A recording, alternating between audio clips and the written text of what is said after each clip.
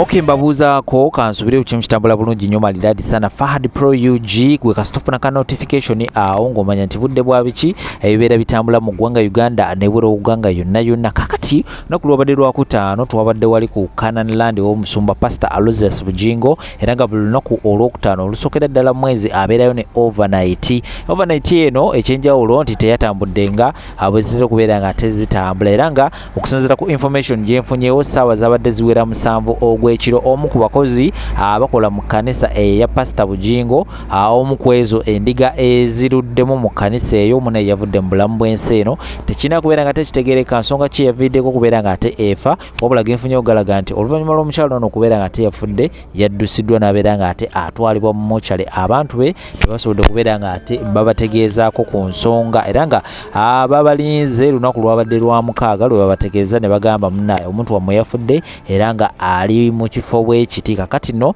family evuddeyo nebeera nga ate etabuka ng'egamba nti twagala kubeera nga ate tumanya kituufu kyeki ekyaviddeko kubeera nga ate omuntu waffe afa olw'ensonga nti omuntu waabwe ono olwamusanze mu ddwaliro bamusanze yayamuddwamu engoye nga talina amuwadde n'akagoye n'akamu vidiyo zina ngenda kubeera nga ate nzikuteerawo awo naye nga abooluganda ab'oyo omugenzi bali mu kulaajana bagamba nti wateeka okuba nga waliwo ekitali kituufu kubanga omukyala yavudde waka nga talina wadde kimuluma era yavuddeyo bulungi nnyo n'abeera nga ate agenda ku kanisa ebimu ku ebyo ebiri kubeera nga tebitambula bagamba mbu awo omusumba mbu wateeka okuba nga waliwo ebintu ebimu mbu waliwo ebintu ebiyinza okubeera nga ate byebividdeko okubeera nga ate omukyala ono afa ye lwaki mbyogera nga vidiyo zina ngenda kubeera nga ate zibaterawo awo musobole okubeera nga ate mulaba biki ebyagenze mu maaso sayidi eyo gwe nawe osobola okubeera nga ate okuyita wansi awo mu comment section nobeera nga ate osulawo endowooza yo gw'olowooza ki ku nsonga zino bwe naba kujja ewa Bujingo n'omukyala I think akatambyako mwakalabye omukyala simanyi oba ono omwana yamuzaala oba bamulekera bulekezi omukyala yaddidde n'abeera nga ate apama kakiyitire ddala nga bwe kiri yaddidde n'abeera nga ate apama ku mutwe gw'omwana era teyakomyawo n'abeera nga ate obubi bwe abukwata n'abeera nga ate abuliisa omwana ono bwe namwetegeeza I think yabadde nga myezi 9 myezi 8 we watyawo so poliisi yasobodde okubeera nga ate emukwata era nga wenjogerera ssaawa eno waliwo ebipya ebisobodde okubeera nga ate bibeerawo birabeera ogenda kubeera nga ate obiraba mu vidiyo saako n'obutambi obulala bungi nnyo era sitiri oba olina kakomenti kubeera nga ate okasulawo awo of course tubeere nga ate tuwuliziganya ffenna subscribinga bw'obanga wadde tona kubeera nga ate osubscribinga ka notification bell kakoneko kajja kubeera nga ate kako alatinga buli lwenaba ndese vidiyo ojja kubeera nga ate ofuna ka notification awo kakomawo n'amawulire amulamaji nnyo temubaawo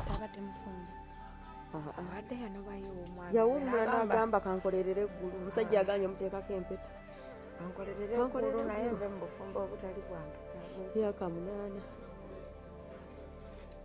abadde mulokole bange omunywevu asula ku ttaka n'agamba ali mu kwebonereza emyaka gyeyamalaga omusajja nga simugatte nasulanga wansi maama n'aleka obuliri yaliko ekitanda n'agamba ali mu kwebonereza ebonereza yazaalira abaana mukiri asiiba obutaleka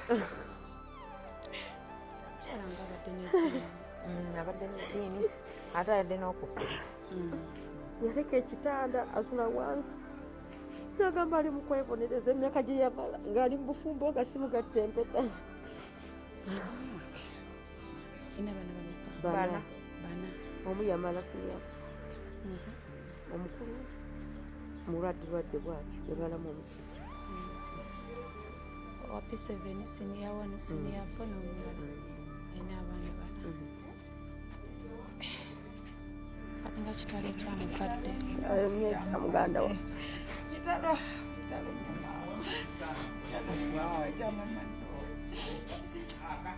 omukazi abadde omukkaka nnyo abadde omukkaka nga ne bwakoowa atya ngenda wapasita basi abadde akoye kati omugenzi afa atya okufa yava weka ng'ogenda mu overnight yali mulamu nga mulamu ne overnight eri yagenda nga musanyufu talina buzibu n'agamba nkubuulire enkya yerosula mu overnight ey'olwokutaano naye tuyinza obutakolanga bulijjo naye nyina okugenda okusabaako ffe kale tiyagenze na ssimu kati tuba tuli awo tugaye maama Dola ng'aluddeyo tatera kulwayo saawa ziringa mu ssaawa 5:67 kiki yagenze n'essimu agireka n'agamba essimu entawaanya basagala ssimu nnene we tutuule wa pasita Bugingo ffe nga tugenza osaba tulina akafo kaffe like oli ne waba asooseeyo ffena tusisinkana weewamu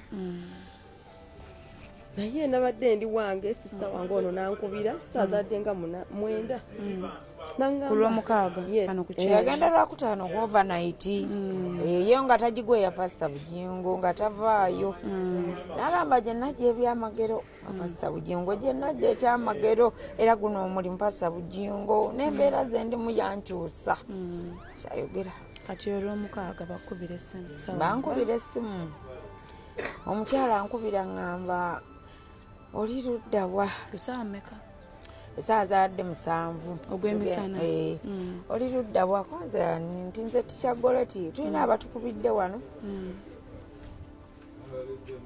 kummwe kuliko omulwadde wali yose nambuza waliyo yasuzeeko mu overnight konze ye nti batugambye muyi ne mwampe enamba yo yakubidde nampe enamba y'omukyala netwogeraganya naye nemusinkana ku batabata angamba nabonyebonye dda omuntu ono yagudde eri ng'ali mu katebe yafaitingidde mu kyaki omukyala yangamba essaawa zaadde 9 ogwekiro ne babakubira ku ssaawa 7 ogwekiro naye nga namba y'essimu yadde tagiina wabula yakebedde mu bayibuli nga mwe muli buli siiti bw'abaana n'akubira wa ssomero kyoyogera nga tolina nnaku omusajja oyo yatukoze bubi nnyo nga bw'okiwulira nasanze mayiti ya muganda wange ng'eri mu mokyale ate tekuliko na biwandiiko biraga nti oba ayina waali ennaku gye tulina agimanyi bw'oyogera owulira nti yesu naye nga bakola ebyo tebiriiyo omuntu n'omuteeka mu ambulance ng'afudde n'omutwala mu mokyale nomala omutwala mu mokyale totaddeeko bamanyo baani n'osuula busuuzi awo teryamufuddeko tebiriyo Bugingo bw'aba yooyo nga yekyaki yekola ebyo egobebwe mu Uganda sadde babadde ne overnight wababadde ne overnight omukyalo ono n'agenda osaba bwe yagenza osaba yafiiridde mu katebe oba yafiiridde mu katebe oba mu process nga bamutwala tetumanyi naye bo bagamba babeddwaliro bagamba bamuleesa akoze eki afudde so kati abantu ba church oba ba church oba baani abajja omukyala nga afudde ku church ne bamukwata ne bamukasuka emulago oba mukasuka emulago ab'emulago ne bakebera mu nsawo ye mwabadde bamutute na buli kimu ekintu kye bonna babadde bakiwereddeyo bamutute mu ddwaliro n'ebintu bye byonna ne batakwata buvunaanyizibwa kubira famire ne bakwata oyo oba kuba abeddwaliro bagamba yabadde afudde so bo ne bakwata enamba mu ssimu y'omulwadde y'omufu omukyala Irene yafudde ne bakuba essimu muganda we kati muganda we ono babadde bonna basabira wa Pastor Bugingo kati bali babiri mukadde ne muganda we oyo lumuze bwenkoma we waka oba ku weekend we siva mu nyumba muganda we yatera okundeetera n'emmere wansi waka so muganda we nga bamukubira omuntu bwati ne bwati omumanyi yabadde ne national ID mu nsawo ye omuntu bwati ne bwati omumanyi n'amugamba yafudde kati family ne yesula negenda emulago bamutuuseeko bambi nga yafudde era mukadde Sharoni omufu atuuse bali tebanamutuusa kati bwe tugenzeeyo eri kati oba atuuse njagala kutuukayo tulabe so kati mbadde nkyabamalirayo kati family ng'etuuka nga babagamba yafudde biki bamuleesa akoze eki bamuleesa afudde kati bwe mbaddewo kukungubaga jjukira mu kukaaba ebigambo bingi biyitiŋŋana bye sigenda kwogera for now until nga njogedde ne omusumba Pastor Bugingo oba abakulu b'echurch tubeetaaga mwene ensonga maama w'omufu alina ebigambo byayogera like nga bwomanyi omuntu ng'afudde ebintu bingi. So I want to talk to Pastor Bujingo. Naye bagenda tebasobola Sharon ziika nkya naawe, bagenda ziika Mande nga n'omufu tetunnamufuna ku kitundu. So nze nga sinayogera bigambo biri eri ku mufu, era mbadde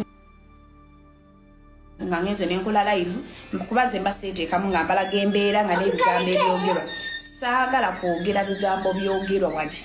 I want to talk to Pastor Bujingo. I want Pastor Bujingo to come. Oba omuntu yenna omukulu mu church ajje ayogere ne family eno abakamfating, because ebigambo ebiri mu kwogera mu kukungubaga bingi azini biri mene. Eyafudde mukadde omuntu saako mumuwe namba ye yange nanga nkubire oba nze munoonyeeko ajje ku kitundu kyaffe atulyowo emyoyo, kuba ebigambo ebyogerebwa ku lumbe bingi. Era bwe naaba simufunye ne mugezaako munoonye leero nambula n'enkya ngenda babuulira ebiriyo mbatereko live bye bali mu kwogera. Byebyo nno munnange namukasa wammwe bye mbagamba. Kati tugenda ku mufu kati n'ekyakina naye n'abantu bakyaki abo bakozeemu obulagajavu. Guys, mugamba mutya? Fifira Queen mukyala Nsubuga wano. Kakati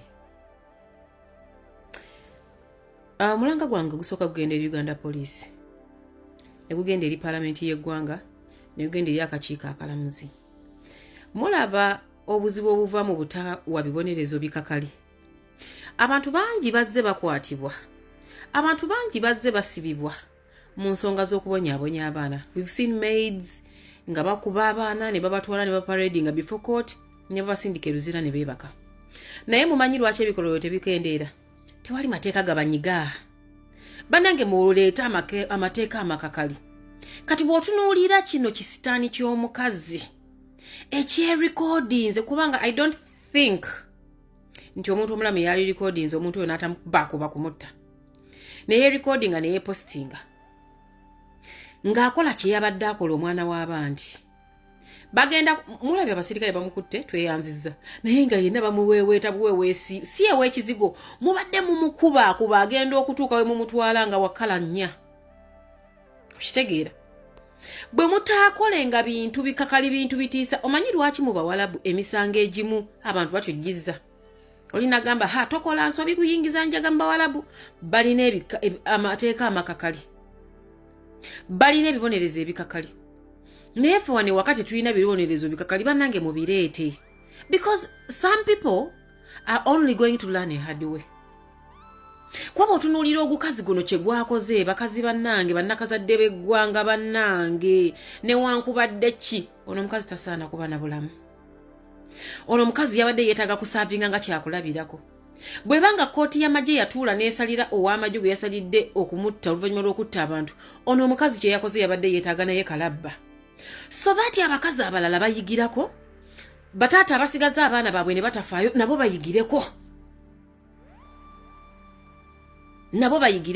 Naye bamuweeweese, yenna bamutwala mu kkomera, agenda kulya emmere y'abasibe, ekinene nnyo kyagenda okukola kulima, yeebakenga. Ono omukazi tasaana kulaba mirembe nga n'emagombe gye bamutwala teyeetaaga kubaayo mirembe. Yeetaaga kuziika ku misumaali, afe n'obulumi obungi. Muntu kyakola ekyo ekintu eky'obutemu kye wakoze? Muntu kyakola ekyo? Olaba nga bwe tusaba justice y'omwana yakwatiddwa, twetaaga justice y'omwana ono, kubanga ne kino kye yakoze ono omukazi kya butujju, kya butemu. Nakola video ebbanga eriyise ne bagamba bannange buli muntu aleera omwana we. Ne bagamba Fifi wa mutima mubi, Fifi ayina empisa embi, tayagala baana b'abandi. Tunuulira ekintu ekiyina omwana wa munno. Tunuulira kyakoze omwana wa munno. N'ofuna amaanyi ageeyambulako engoye zo n'akagoye akasembayo, n'okola kye wakoze n'owo omwana wa munno. Oh God. Batuuze bannaffe ababeera mu bitundu gye tutabeera, gavumenti yaffe njagala bategeeza eri bize. Ate teyina bibonerezo bikakali eri bantu bano. Mutandika okutuula nga musalira abantu bano mu kitundu gy'ova ogambe ffe wetukukwatira ng'otulugunya omwana nawe tukimalirawo mu kitundu, because gavumenti eri bize. okitegeera bwe muyita poliisi ebaleeta ebakuuma temubakuba nako ebongera bukuumi ku bikyamu bye bakola ono omukazi yeetaaga kukola nga kyakulabirako eri abakazi abalala eri abawala abalala eri abasajja abalala nga tonnabonyabonya mwana buli wootulugunya omwana oba otta generations eziddako. We are complaining about the bitter generation gye mwogerako wano naye nga generation eno yakuliyetingibwa baabazaala babakwata ababazaala bababibaseeko babazaddemu abaana gavumenti tebafuddeeko basomye abasomye tebalina mirimu like tuli awo tetulina ayamba. People turned to be bitter kubanga tebalina kyakukolawo tebalina kyakusalawo. Buli muntu we yalibonyabonyezza omwana yalibadde akolebwako. You come out and say abanange fifi ali bitter. This is what the generation eyanzaala kye yakuliyetinga. This is what the generation eyanzaala kye presenting ensi. Let them enjoy the most I became. Because this is what they created. Kati ono omukazi kyakola ono omwana omuto obwongo buli tortured agenda kukulanga mu kaawu. Generation ye kyekiro kyekuliyetinze kigenda okweyongerayo mu maaso. Government y'eggwanga lyaffe bwetaaveeyo okuleeta bibonerezo bikakali bannange nga bikakali nti fifi nja kulabirako banze nsaavinga ekyokulabirako fifi yakutte omwana w'abandi nti ye fifi yatulugunyiza omwana mbuba wamujja oba wa muganda we nti ye fifi gamulye ng'ensi eraba tebiriiko nakuddawo simaya mubakweke feesi mukwekanga zaaki muleke tubalabe tubaboole kitegeera kino ekikazi ekintu kye kyakoze kibi nnyo emirundi 10. Oyo omukazi yeetaaga kuwozesa gwa butujju oba gwa mada attempt mada kuba mwajja gamba omuntu wali mulamu bamuteekako gwa attempt mada agenda woleze mu kkooti ennene banange mubawe ebibonereza ebikakali mutudde mu parliament mu abantu basindika mu parliament bino ebintu mubibuusa amaaso naye enkya togenda kuba mu parliament kigenda kutuuka ku muntu wo nga tolina nabwo omuyambira so bwe munaaleka nga amateeka gano mugatereezezza ne bw'oliba ovuddewo abantu bajja kuyambibwa gwe ngamba otya nti ono omukazi atwalibwa mu kkomera eri abantu abaakola obuntu obutono bamutwalirayo ki ono yeetaaga kufa kuva mu nsi ono yeetaaga kusaavinga nga example. Things we should not do nga bamenya ojjukira omukyala yakola kino ojjukira omukyala yakola kiri bwe mutaazuukuke kulaba nga mutaasa abaana b'eggwanga generation gye mucreatinga nfu. Ever since this rape and smart development case came up abantu bawandiise stories abo baakwatibwa abantu boogedde nti bannange baatukwatakwata dda bakitaffe baganda baffe bakojja ba anko abasomesa banange. That's why people are bitter.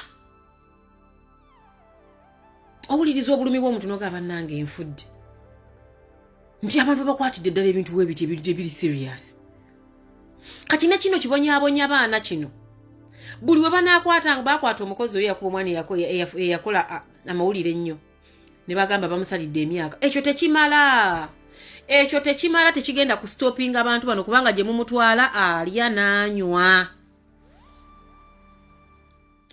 Wadde bagamba omufu tayiga kale katuweweerengako ng'omuntu oyo avuddewo oba si kyekyo mubamenyengako amagulu bagambe nti nno nga bwe bagamba nsima yangambe mu nsi ezimu omukono bagutwala naffe tugambe wabadde obonyaabonya mwana nti omukono guveeko.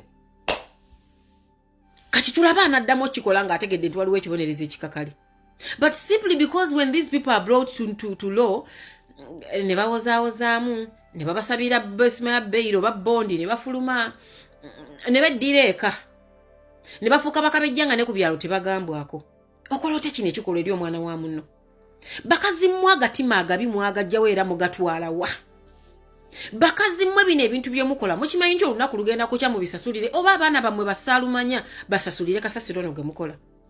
Omusajja mugambe nti sigenda kusobola kulera mwana wa mukazi nga nnyina gyali.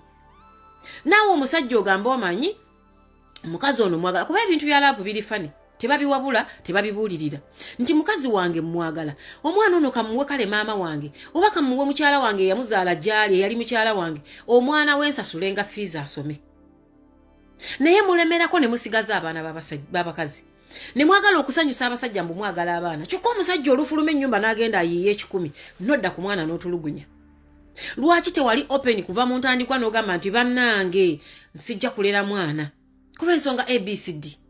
Ono mwana obonyaabonya waaki? Ye yeetuma yeezaale. Ye yamanya nti agenda kuzaalibwa wakati w'obuvuyo buno. Muleka agende ewaabwe oba mu basenga be. Okitegeera?